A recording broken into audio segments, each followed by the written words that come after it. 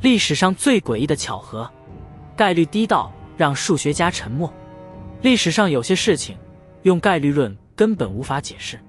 两位总统相隔近100年遇刺，细节却惊人相似。一本小说提前14年精准描述了一场海难，一个人亲身经历了2颗原子弹爆炸，却奇迹般的活了下来。当巧合多到超越了概率的极限，它还能叫巧合吗？ No.5 林肯与肯尼迪，相隔近100年的总统遇刺平行线。两位美国总统当选时间刚好相隔100年，遇刺时间相隔98年，但巧合的数量多到令人脊背发凉。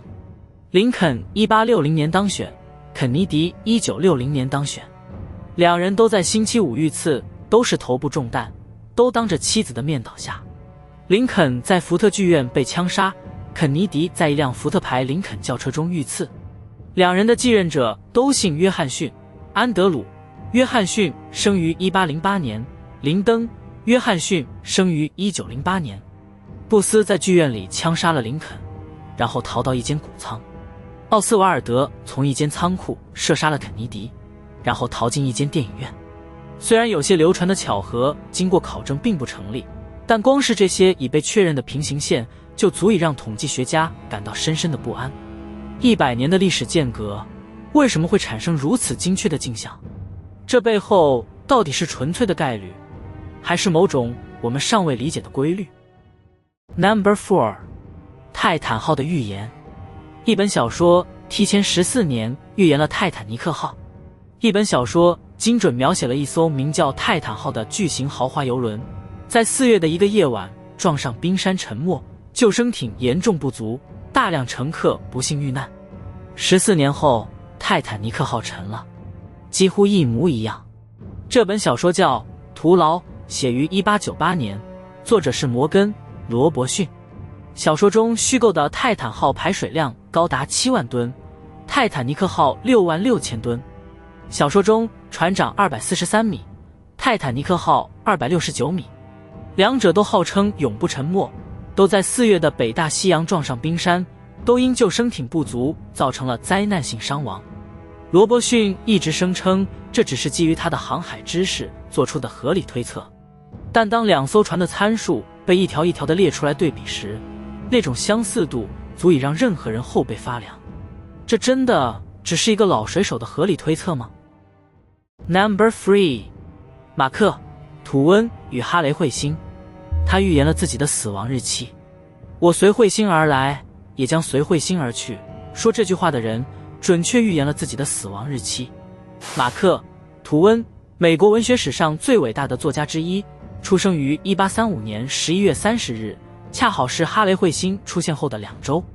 哈雷彗星每隔大约75年造访地球一次。1909年，73岁的马克·吐温对外宣布，我是随哈雷彗星而来的，我期望也随他而去。如果我不能随哈雷彗星一起离开，那将是我一生最大的失望。1910年4月20日，哈雷彗星再次到达近日点。第二天，1910年4月21日，马克·吐温去世，享年74岁。哈雷彗星的轨道周期大约75年，而马克·吐温的一生几乎完美地匹配了彗星的一次完整旅程，随他而来，随他而去。他是如何做到的？是巧合，还是某种我们无法理解的宇宙默契？ No.2 吉姆双胞胎。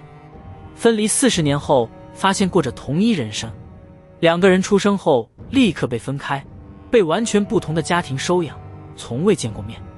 40年后重逢，却发现他们过着几乎一模一样的人生。1939年，一对双胞胎兄弟出生后被2个不同的家庭收养，2家人互不相识，却不约而同地给孩子取名吉姆。吉姆·刘易斯和吉姆·斯普林格在1979年重逢时，发现了令人难以置信的平行线，2人都娶了名叫琳达的女人，离婚后又都娶了名叫贝蒂的女人。2人都有一条叫玩具的狗，2人都给儿子取名詹姆斯·艾伦，2人都曾当过保安，2人甚至选择了同一片佛罗里达海滩度假。明尼苏达大学的双胞胎研究团队对他们进行了详细测试，发现他们的性格、智商、脑电波模式几乎完全一致。概率学家至今无法给出一个令人信服的解释。基因到底能决定多少？